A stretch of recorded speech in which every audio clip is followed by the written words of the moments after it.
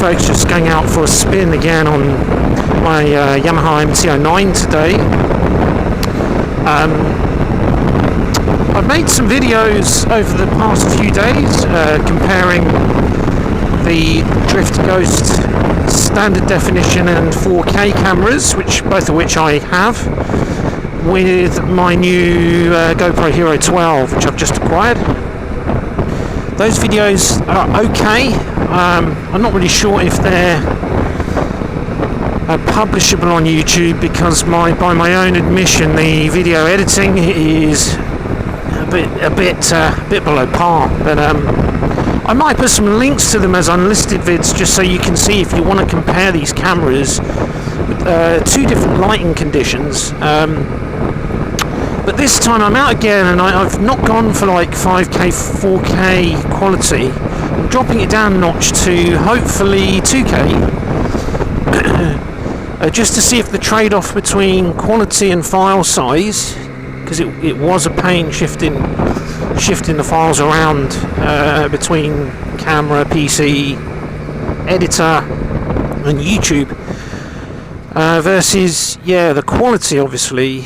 And I'm not convinced I've been getting the best out of the camera because of my just not initially being confused on how to use video editor with GoPro. ClipChamp definitely wasn't the thing to use for higher quality files. You just simply can't load the files into ClipChamp, so you have to. On one of the videos I compressed the file, and then on the other video actually that's the test. And also I've popped it back onto widescreen, and I've tried something new this time, which is to put it on vivid colour instead of natural colour. I think that's the key really to unlocking the key to success with GoPro is experimentation and patience, and also consulting what the other YouTubers are doing. It's a bit boring stuck here at this traffic light. Got the old bill behind me.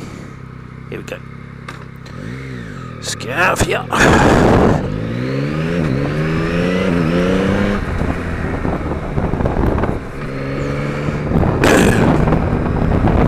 And vivid colour. And I noticed that the YouTubers seem to go for, some of them don't like the stabilisation switched on. I actually found it super ultra slick, but it gave the impression of my bike being like a BMW GS or something, so like smooth and solid. I personally quite liked that effect. Maybe it's because I'm new to it. Whereas I'm noticing that some other vloggers, they prefer the kind of rugged, more natural kind of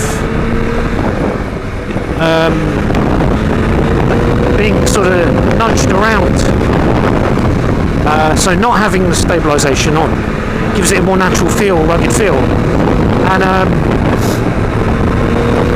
definitely a few bikers out today because it's lovely weather.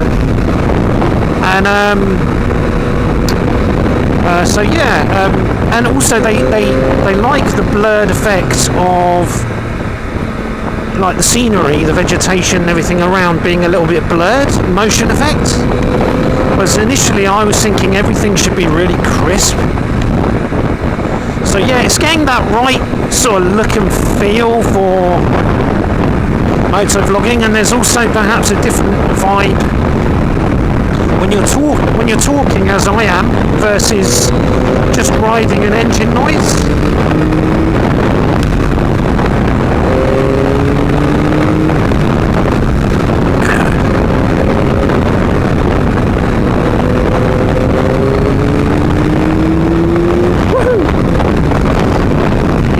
Definitely a day for biking today. A rare February day when it actually feels like April. So yes, definitely feels like spring's on the way. So I've got, what's interesting today is slightly different lighting conditions as well, as the sun is kind of like peeking out from the clouds and then going back behind the clouds. So supposedly the GoPro should, perhaps depending on the settings you've got, but it should adjust to the different light by itself. I've certainly been super impressed with the wind noise settings, the default ones, even on easy and on pro, and how it beautifully filters out wind noise.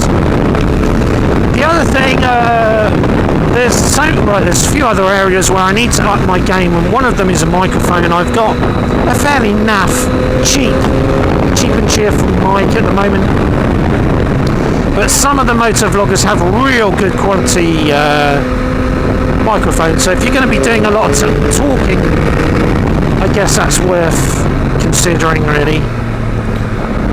Get a better quality mic audio that still gives you a little bit of engine noise while you're talking.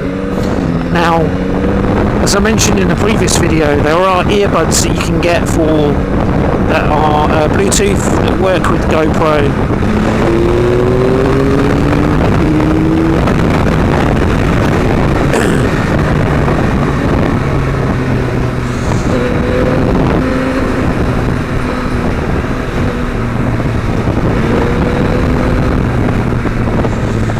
Let's get the hell out of here.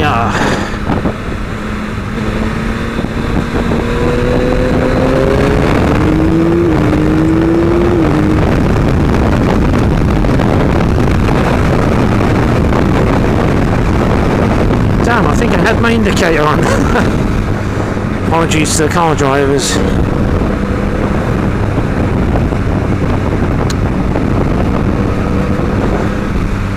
Let's slow down a bit here. Yeah, it's a beautiful day. Spin.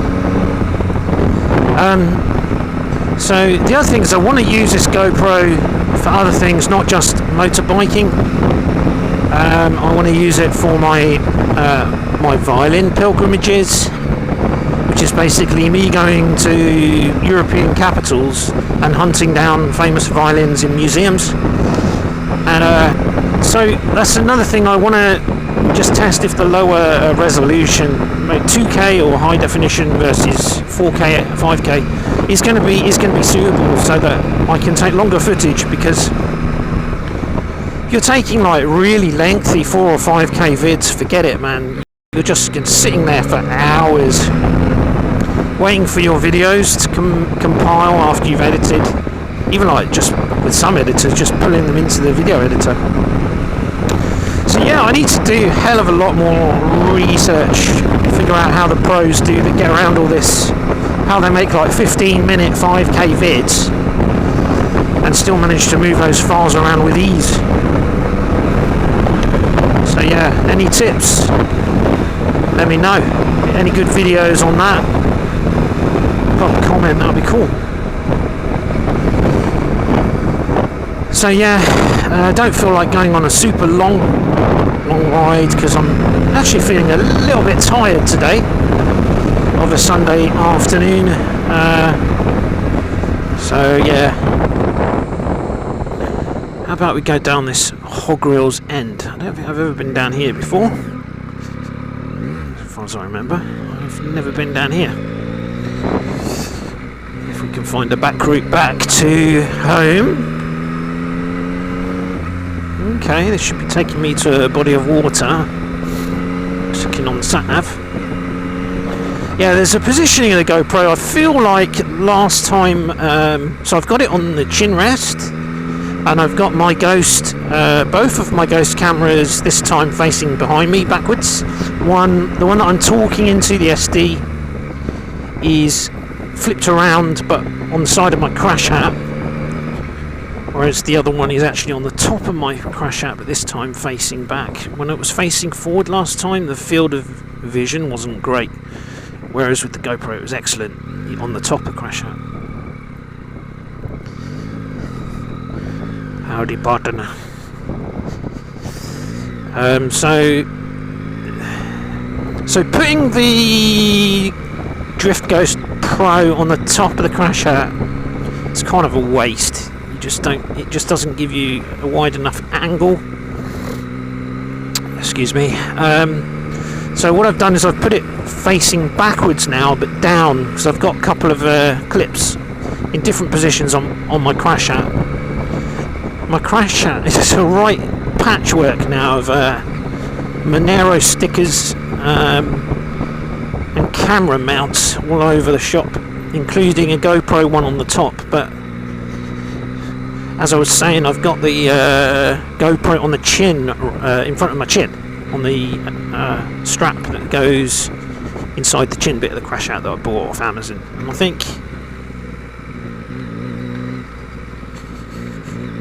think that was a success, actually, putting it there. That's where I think most of the bikers put it, because you just catch this edge of the bike and the kind of like panoramic, or the GoPro's an intelligent enough camera to get far enough ahead of the bike and all around. It's a beautiful camera, just quite amazing, really. So Dingle Lane. Don't believe I've been down here before. Okay, it's figured out another route, which is cool. I hope I can. Actually, I don't know if I can avoid that traffic light. Depends on which part of Philongli I come back into. Yeah, flooded everywhere at the minute, as you can see. So yeah, when I was filming on 4K, I think a 8-minute video worked out at somewhere between, I think, 6 to 8 gig or something. So if we're down to 2K or high definition and we film for, say, half an hour, is that going to be manageable? Is it going to be like 2 gig manageable size? And another test is, will it pull into ClipChamp? Maybe it's just a sign I should stop using ClipChamp, but now I've got Movavi as well. But I just could not pull the 4K, 5K files into that video editor. It's great for simple video editing, for like slideshow type videos like I've been doing with the violins. But for GoPro, it's naff. So is it just the file format, in inverted commas, that it doesn't like, or is it just 4K, 5K that I know you can pull in the 4K videos from the Drift Ghost Pro without any hassle. It takes a little while to load them in, but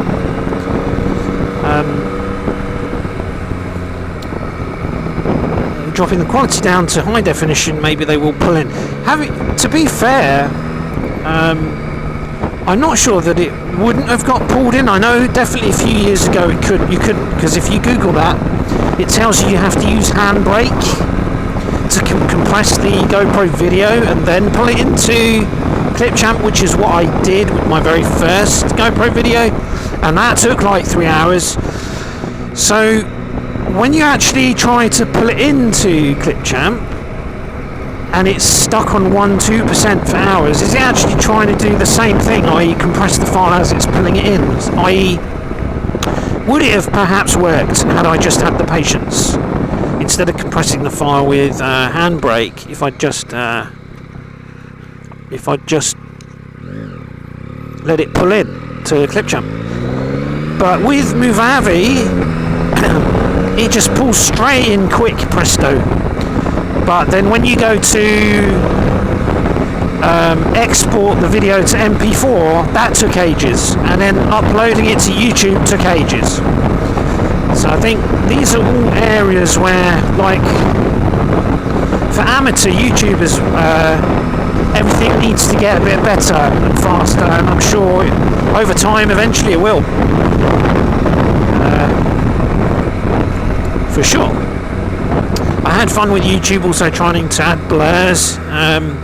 So adding a small blur and then saying it to, using YouTube editor in studio, and saying it to lock to the object. So in this case, I guess this, and supposedly then the oval just locks to it as the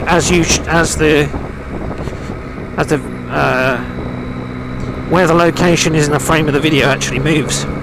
But it didn't quite work, so I had to overlay. I lost patience and I ended up having to overlay it with larger ovals, which kind of looks crummy, which is why I don't really want to publish. I don't know, I probably won't publish. I don't want to let myself down by publishing kind of crummy quality videos, really. And of course, every time you add a blur, if it's a 4K video, it then recompiles back up to 4K, which takes a little while again, so it takes a while to take effect. Anyway, enough moaning about my video editing mishaps. This is an absolutely beautiful scenery of Warwickshire here, and the sun's been out virtually the whole ride. So yeah, I'm happy. I'm happy with my GoPro, and I'm less stressed and depressed about it than I was when I first got it, where I just did not know what I was doing. But it's the same with any new technology with me, just have to get over that initial panic. First of all, thinking that I would then have to invest in expensive video editing software, which I hadn't kind of budgeted for or factored in. I just assumed I'd be using ClipChamp. So there are two that I've come across, Movavi, which I've been talking about, and what's the other one? Proto. I forgot the name. I'll put it up on the screen. Well, I'll put it in the description if I forget. And that one did the trick of the video file compression, everything, loading the files in quick, but it's clunky to use it. Horribly clunky. I hated it. Whereas Movavi is much easier to use. So yeah, just something to Google, isn't it? Top 10 video editing software for GoPro vids. And in the end, you've got to watch some YouTubes and decide on which one works best for you. But I find that I do ask some vloggers to share what setup they use. I would quite voluntarily share it myself if it would help a fellow YouTuber or vlogger. But these guys, I've noticed, they seem to like to keep the cards close to their chest and not share their magic formula. A bit like the varnishes of Stradivari. It's a secret. Although, to be fair, it could be just that my question is buried in many, many thousands of comments, and they can't get around to answering them all. But yeah, people seem a bit reluctant to share their successful techniques. Like, except for the guys who do entire videos on GoPro settings and vlogging tips. Anyway, I said I'd shut up about that. Oh, there's the old bill again. Beautiful church there. St Leonard's Church.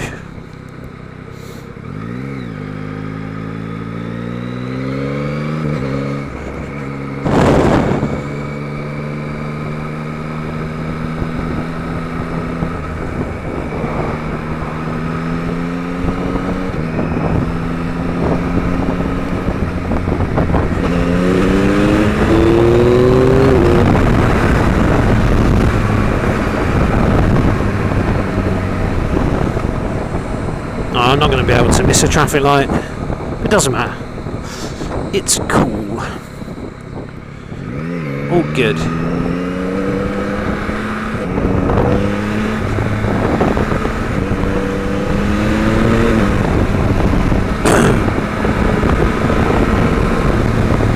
Definitely much more confident with the counter steering now on the MT-09.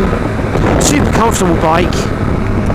I don't know why there's videos of morons putting biggest mistake I made buying an MT-09 and videos like that.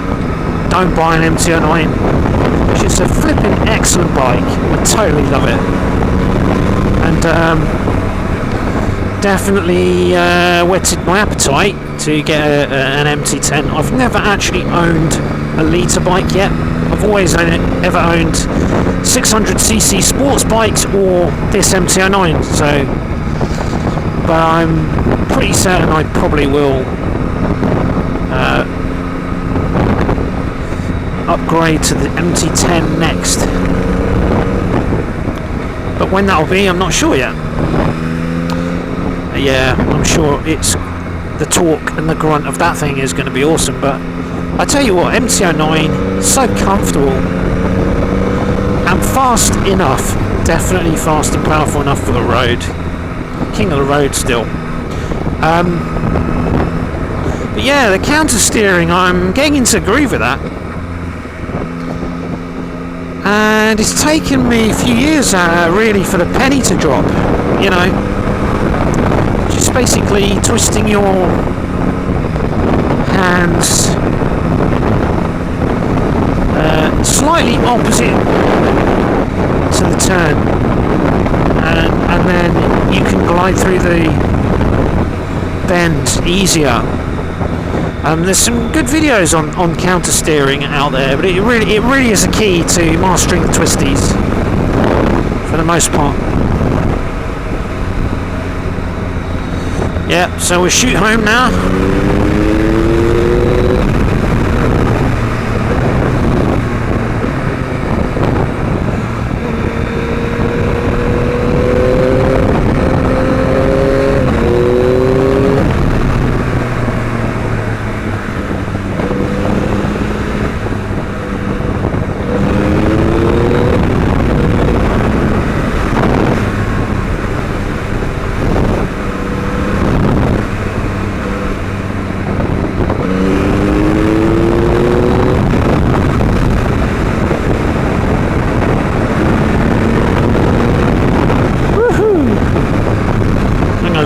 Fast. Just haven't been out much in 2023 so far. A couple of trips to Milton Keynes, 2 to Milton Keynes now. One in Jan, one in Feb. One was flipping cold. The other one was bearable. Well, it was cold in the morning and warmer by the afternoon, the second one. So now it's going to start to become a doddle to get back down to MK. With the weather warming up. But having said that, March can sometimes catch you out a bit. That was March 2018, I remember that one. It was a cold one. So watching paint dry.